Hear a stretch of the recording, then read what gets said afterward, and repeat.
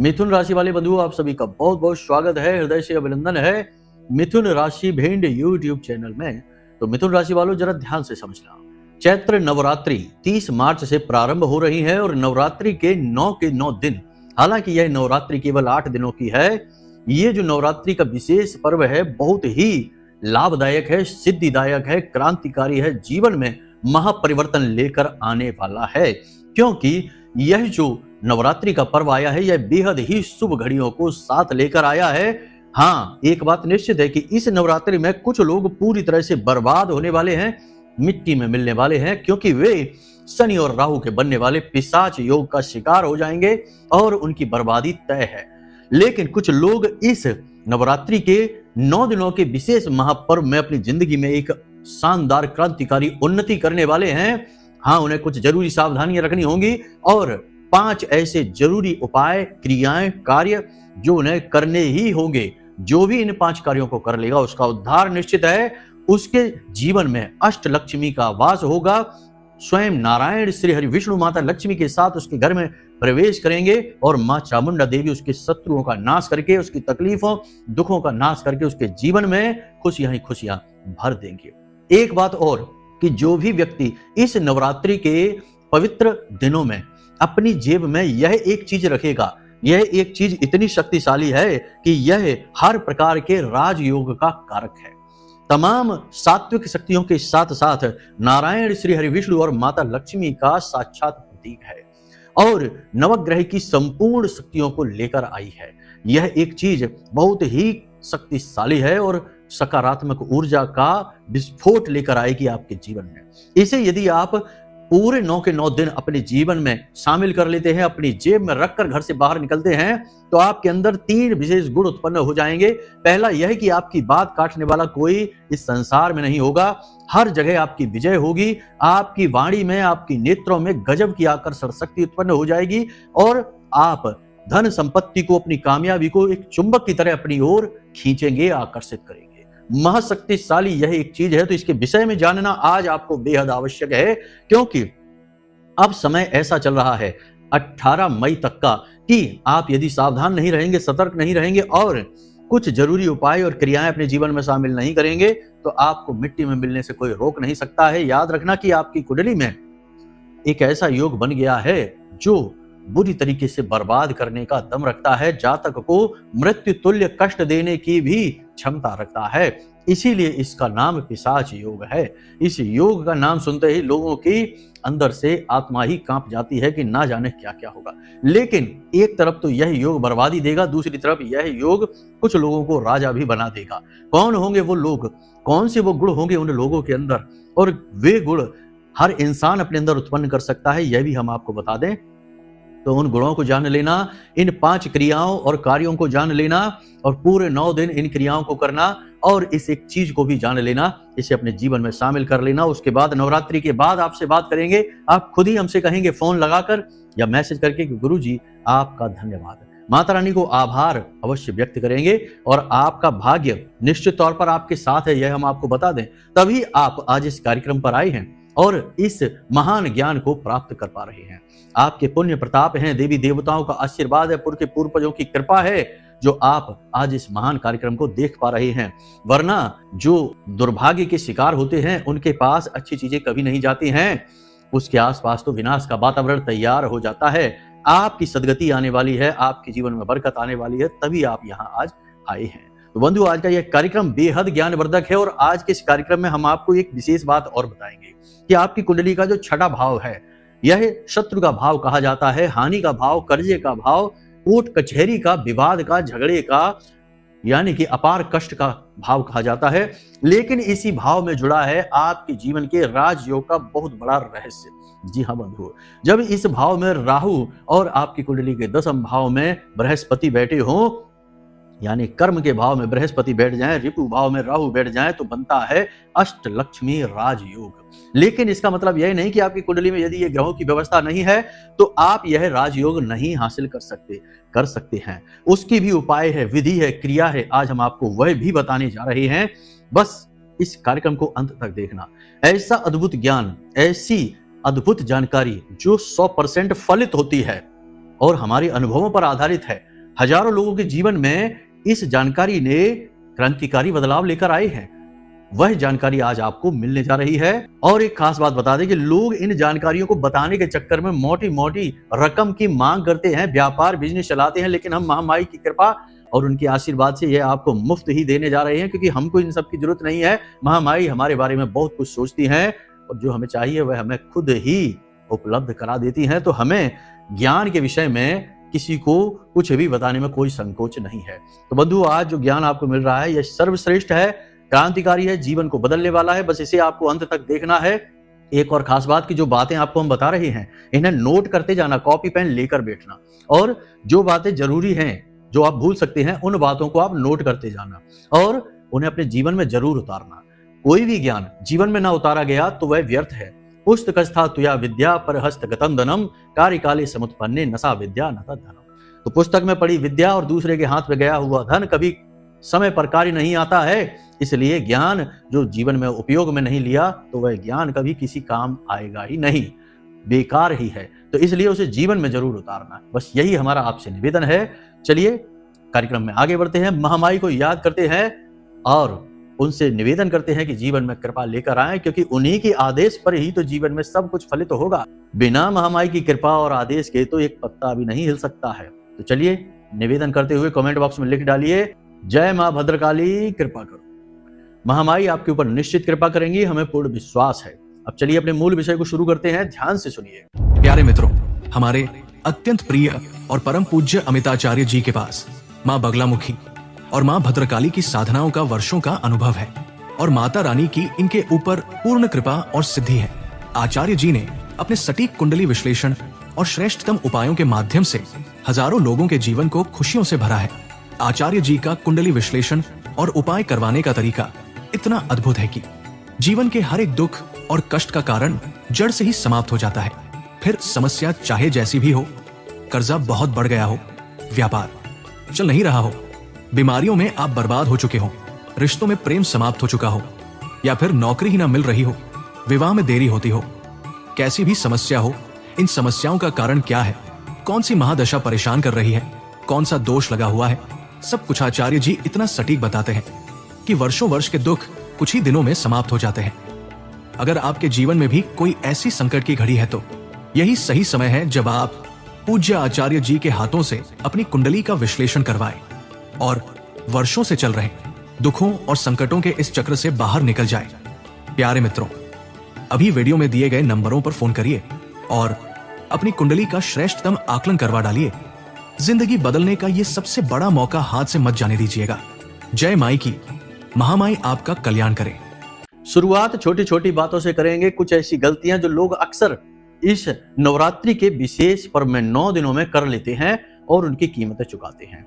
छोटी छोटी गलतियां हैं, ध्यान से समझिए। व्यर्थ में झूठ बोलना, नशा करना, मांसाहार करना, अपनी दाढ़ी और बाल कटवाना और घर में विशेष साफ सफाई तोड़ फोड़ का कार्य शुरू कर देना, ये सारे कार्य आपको नहीं करने हैं, किसी हालत में नहीं करना। हाँ, साफ सफाई का कार्य आप करिए, लेकिन कोई विशेष कंस्ट्रक्शन का काम है, तोड़ फोड़ का काम है, रिनोवेशन का काम है, ये नहीं करने हैं।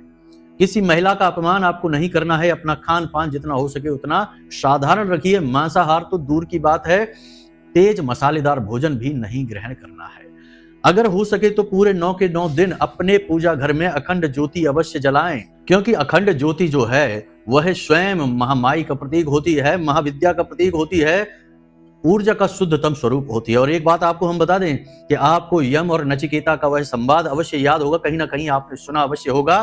तो इसमें जब यम नचिकेता के प्रश्नों से प्रसन्न हो जाते हैं और उनकी निष्ठा से प्रसन्न हो जाते हैं कि एक छोटा सा बालक कैसे बड़े बड़े प्रश्न पूछ रहा है, कितना जिज्ञासु है, तो यम उसे आशीर्वाद देते हैं नचिकेता को और कहते हैं कि जब भी कहीं कोई धार्मिक कार्य के लिए पवित्र अग्नि जलाई जाएगी, पवित्र वस्तुओं के साथ, पवित्र भावना के साथ, तो उसे नचिकेता अग्नि कहा जाएगा। वही नचिकेता अग्नि दीपक में प्रज्वलित होती है जब अखंड ज्योति का दीपक जलता है।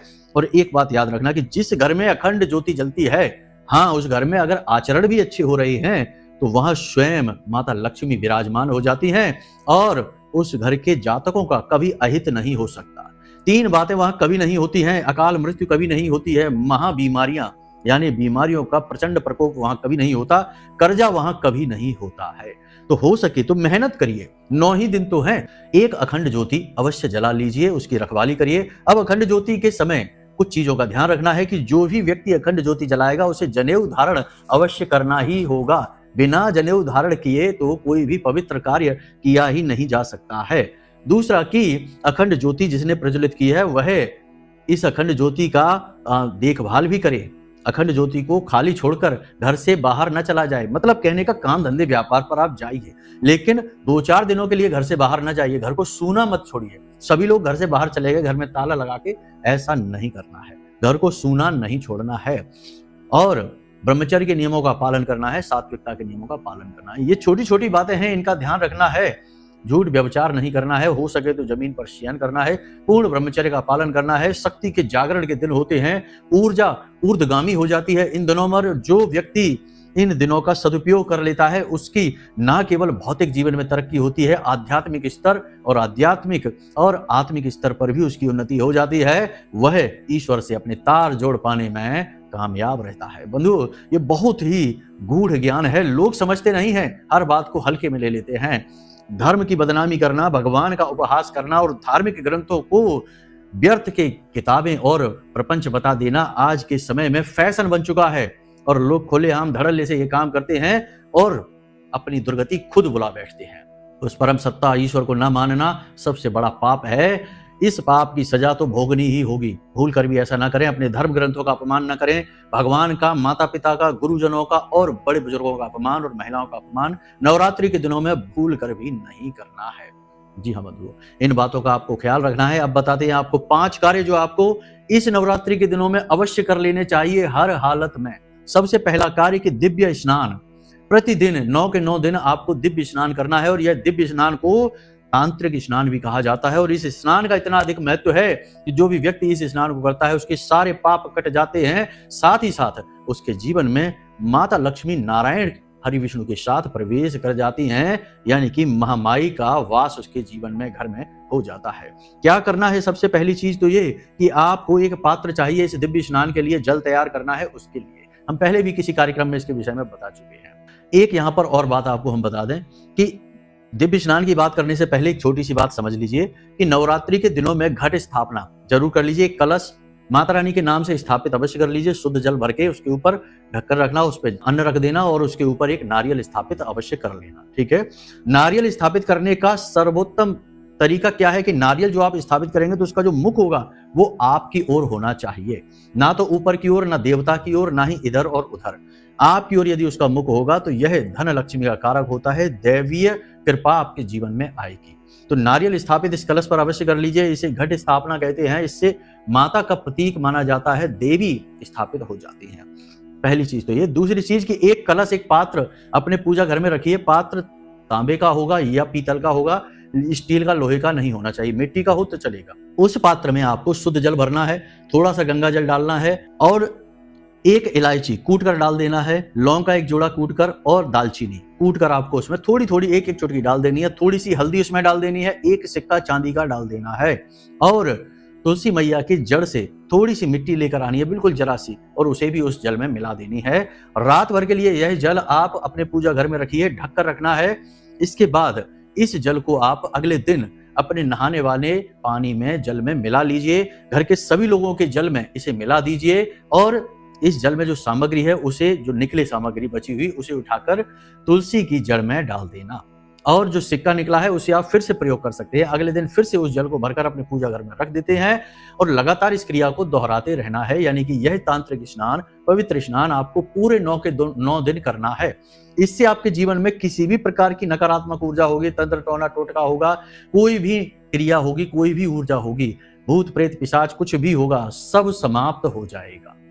माता की शक्ति सभी चीजों को काट कर देगी। तो ये आपको करना है, बहुत जरूरी है इस क्रिया को करना। दूसरा कार्य बंधु आपको ये करना है कि प्रतिदिन मंदिर जाना है और मंदिर के दान पात्र में एक छोटी सी रकम, 5 रुपए, 10 रुपए, जितनी भी आपकी सामर्थ्य है, क्षमता है, 1 रुपए 2 रुपए भी बने तो कोई समस्या नहीं है। बस दान पात्र में नियमित एक निश्चित रकम अवश्य डालते रहिए। इससे ये होगा कि आपके पुण्य का घड़ा भर जाएगा आप जो जो रकम डालेंगे उसका प्रयोग मंदिर के किसी अनुष्ठान में, पूजा पाठ में, यज्ञ आदि कर्म में या भंडारे में प्रयोग हो जाएगा, तो आप बिना मेहनत के ही पुण्य फल के पात्र बन जाएंगे, ईश्वरीय कृपा के पात्र बन जाएंगे और इसके लिए आपको महामाई की कृपा भी प्राप्त होगी। यह बहुत जरूरी कार्य है, इसे आप जरूर कर लेना। एक और सबसे महत्वपूर्ण कार्य, 5 कार्य बताए हैं, अभी 2 हुए हैं। तीसरा सबसे महत्वपूर्ण कार्य बंधु, इसे आप ध्यान से समझ लेना। ये कार्य आपके कुंडली के छठे भाव को, यानी कि जो षष्ठ भाव है, उसके शुभ परिणामों को आपको देगा और गुरु की कृपा भी आपको करवाएगा। तो आपको क्या करना है, जरा ध्यान से समझना है। रोज शाम को आपको 6 बजे, यानी गोधूली की अवस्था जो होती है, समय होता है गोधूली काल, शाम को 6 साढ़े 6 बजे के आसपास ही होता है। उसी समय पर आपको गाय को हरी घास खिलानी है, साथ ही कुत्ते को रोटी भी खिलानी है। अब ध्यान से समझिए, जो छठवां भाव होता है कुंडली का, उसका भाव स्वामी बुध होता है और कारक केतु होता है।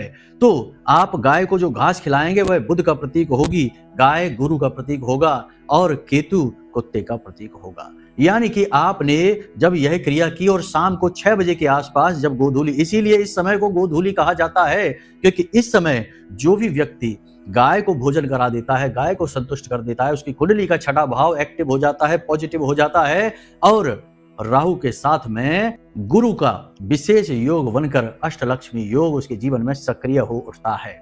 इसीलिए तो भगवान श्री कृष्ण ने पालन पोषण के लिए नंद बाबा के घर को ही चुना, क्योंकि उनके यहाँ तो प्रतिदिन गोधूली की अवस्था हुआ करती थी, गायें थी जिनकी सेवा स्वयं भगवान ने की और अपने जीवन को ईश्वरीय दिव्य कृपा से भर दिया स्वयं भगवान ने और अपने साथ रहने वाले सभी लोगों के जीवन में भी यही किया, क्योंकि भगवान उस समय भगवान नहीं थे, भगवान उस समय मानव रूप में थे और मानव रूप में रहते हुए उन्होंने अपने लीलाओं के माध्यम से संकेत दिए हैं।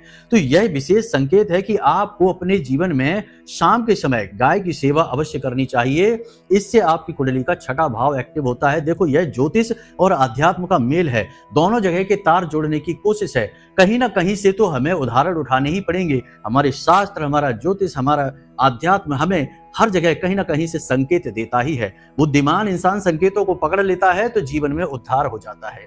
अभी कल ही हमारी एक महिला से, एक व्यक्ति से बात हो रही थी। वे कह रही थी कि गुरुजी, आपने एक धन लक्ष्मी का उपाय हमें बताया, तो हमारा पैसा बहुत सारा कहीं अटका हुआ था, मिल नहीं पा रहा था। हमने केवल 7 दिनों तक वह उपाय किया और हमारा वह पैसा हमें वापस मिल गया। और उन्हें इस बात की इतनी खुशी हुई कि उन्होंने लाइव हमसे निवेदन किया फोन पर बात करने की, तो हमने उनसे बात भी की, उनके निवेदन को हमने टाला नहीं। तो उन्हें इस उपाय के फलित होने की इतनी खुशी थी कि उन्हें विश्वास हो गया कि उपाय कार्य करते हैं और दैवीय कृपा संसार में होती है। क्योंकि आज के इस भौतिक युग में, बनावटी युग में, लोग ये नकली चीजों को तो मानते हैं, भौतिकवादी चीजों को तो मानते हैं, लेकिन ईश्वर को नहीं मानते। ईश्वर को नकार देने में लोगों को बहुत अच्छा लगता है। उन्हें लगता है कि उन्हें फैशन के अनुसार चलने को मिल रहा है, आनंद आ रहा है, लेकिन यह गलत है।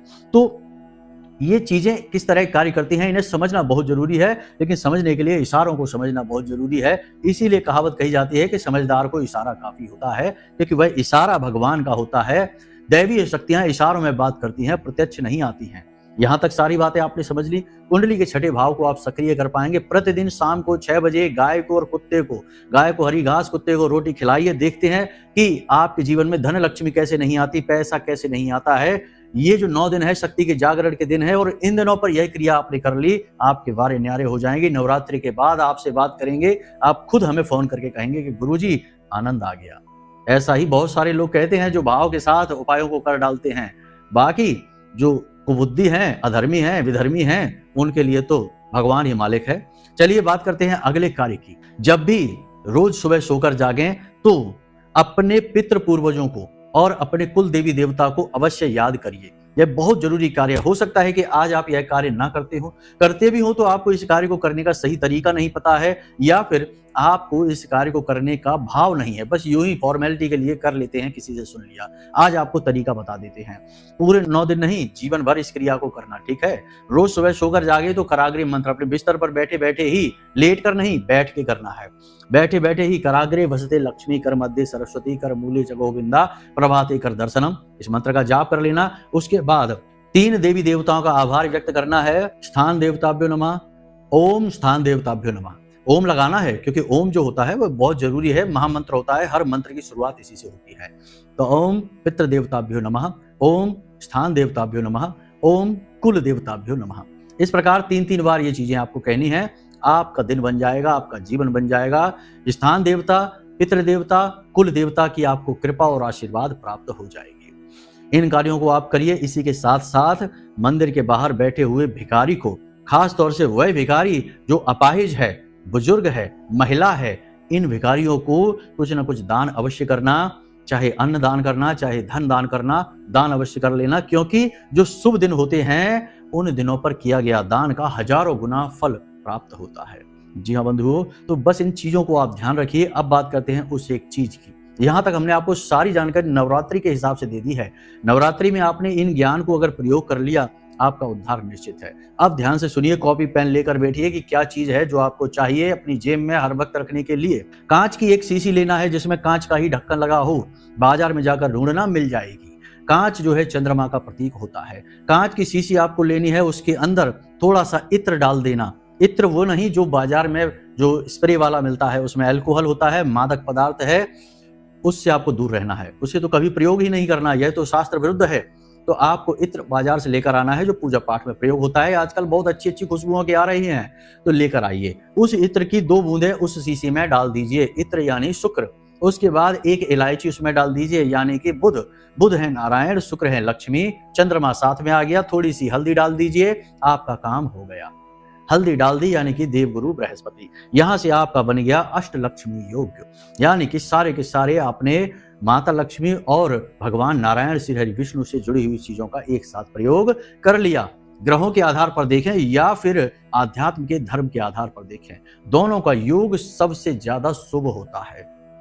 इसे योग को बनाने के लिए बंधन की आवश्यकता है। तो बंधन के लिए जो कलावा होता है, हम अपनी कलाई पर बांधते हैं, उस कलावा को लें और 7 बार उस शीशी के आसपास, उस जो आप डिब्बी लेंगे, शीशी लेंगे, उसके आसपास लपेट दें। कांच का ढक्कन होगा, उसे ढक्कन को लगा लें और उस शीशी को उठाकर अपने पूजा घर में रख दें, भगवान श्री हरि विष्णु और माता लक्ष्मी के चरणों में। याद रखना कि आपके पूजा घर में माता लक्ष्मी की, अकेले माता लक्ष्मी की तस्वीर नहीं होनी चाहिए जिसमें कि माता लक्ष्मी हैं, गणेश जी हैं, सरस्वती जी हैं। ये तस्वीर की आवश्यकता नहीं है। बहुत से लोगों के यहाँ तो हम देखते हैं कि माता लक्ष्मी खड़ी अवस्था में है। ये जो तस्वीर किसी के घर में होगी, उसके घर में लक्ष्मी कभी टिकेगी ही नहीं। दूसरा कि ये तस्वीर यदि आपके घर में है तो माता लक्ष्मी अकेली आई हैं, और जब माता लक्ष्मी अकेली आएंगी तो उनका वाहन उल्लू होता है। तो एक तरफ से आएंगी, दूसरी तरफ से चली जाएंगी। तो बहुत से लोग ये कहते हैं कि गुरुजी हमारे पास पैसा आता बहुत है। ऐसा नहीं कि पैसा आता नहीं, आता तो बहुत है, लेकिन रुकता नहीं है। हम पैसा बचा ही नहीं पाते। बैंक अकाउंट खाली है, जेब खाली है, पैसा आ रहा है, जा रहा है, समझ ही नहीं आ रहा कि कैसे पैसे को बचाएं। तो ये अवस्था वही है कि उनके घर में जाकर देखा, बहुत सारे लोगों के यहाँ जाकर देखा तो पता चला कि लक्ष्मी जी खड़ी अवस्था में है। अब कोई व्यक्ति आपके घर में आए, आप उसे बैठने को आसन ही ना दें, खड़ा रहेगा तो कितनी देर रुकेगा? 2-4 मिनट में ही वापस चला जाएगा। तो यही है। इसी तरीके से तो हम अपनी दिव्य शक्तियों को साधते हैं। जब हमें साधन ही नहीं पता कि हम कैसे साधेंगे, तो दिव्य शक्तियां हमसे कैसे प्रसन्न होंगी, कैसे रुकेंगी, ठहरेंगी कैसे? आखिरकार हमें दीपक जलाना है, लौ चाहिए हमको, तो हमें दीपक रखना पड़ता है। लौ भी हवा में प्रकट नहीं हो जाएगी। इसी प्रकार दिव्य शक्तियों को भी हमें साधना पड़ता है, आसन देना पड़ता है। तो माता लक्ष्मी की भगवान श्री हरि विष्णु के साथ श्रेष्ठतम तस्वीर होती है, जिसमें कि माता लक्ष्मी नारायण के साथ आई हैं। तो अब कहाँ जाएंगे? नारायण के साथ ही तो उनका वास है। तो आपके पूजा घर में चाहे कोई तस्वीर हो या ना हो, लेकिन एक यह तस्वीर अवश्य होनी चाहिए जिसमें भगवान श्री हरि विष्णु के साथ माता लक्ष्मी है। बस उसी तस्वीर के नीचे आपको इस शीशी को रख देना है। अब जब आप घर से बाहर निकलें तो इस शीशी को उठाकर अपनी जेब में रख लें, अपने पर्स में रख लें। पैंट की जेब में ना रखें, शर्ट की जेब में रखें या अपने पर्स में रखें। चमड़े का पर्स है तो उसमें ना रखें, ठीक है। और पर्स में रखने के बाद में इस बात का ख्याल रखें कि वह टूटे ना, दबे ना, वरना यह खंडित हो गई तो बहुत अपशगुन हो जाएगा। तो क्योंकि यह कांच की है तो प्लास्टिक की नहीं होनी चाहिए, इस बात का ख्याल रखना। और स्टील और लोहे की धातु का इस शीशी से संपर्क होना ही नहीं चाहिए। तो ये शीशी आपको जब घर से बाहर निकले तो अपनी जेब में रखकर निकलना है। लौट के जब आप आए स्नान आदि करने के बाद इस शीशी को फिर से पूजा घर में रख दें। रात भर के लिए यह भगवान का आशीर्वाद प्राप्त करेगी, दैवीय कृपा इसमें समाहित होंगी। और कल जब आप यानी अगले दिन जब आप घर से बाहर निकले तो इसे जेब में रखकर निकलें। केवल नवरात्रि ही नहीं, नवरात्रि के बाद भी इस क्रिया को आप लगातार करते रह सकते हैं।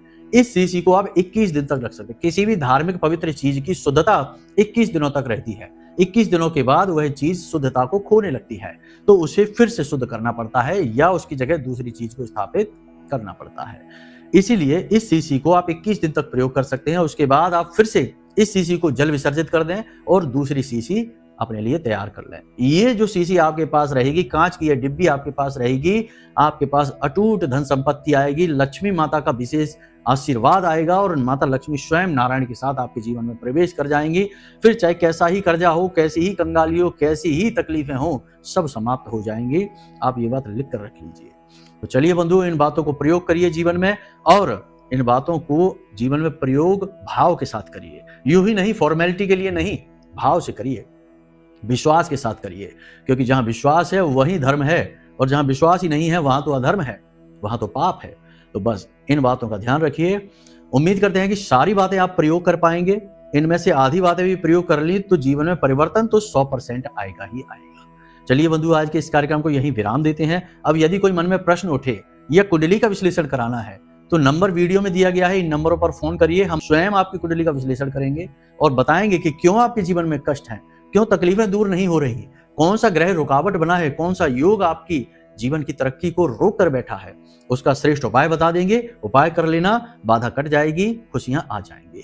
तो चलिए बंधु, हमेशा हंसते रहिए, मुस्कुराते रहिए, सकारात्मक रहिए, महामाई पर अपनी आस्था और विश्वास बनाकर रखिए, क्योंकि आपका उद्धार तो वहीं से होना है। तो प्रेम से बोलिए जय माई की। महामाई आपका कल्याण करें। धन्यवाद। हमारे प्रिय और परम पूज्य आचार्य जी ने अपनी साधनाओं के अनुभवों पर आधारित शक्तिशाली उपाय और क्रियाओं के माध्यम से हजारों लोगों के जीवन को पूरी तरह से बदला है।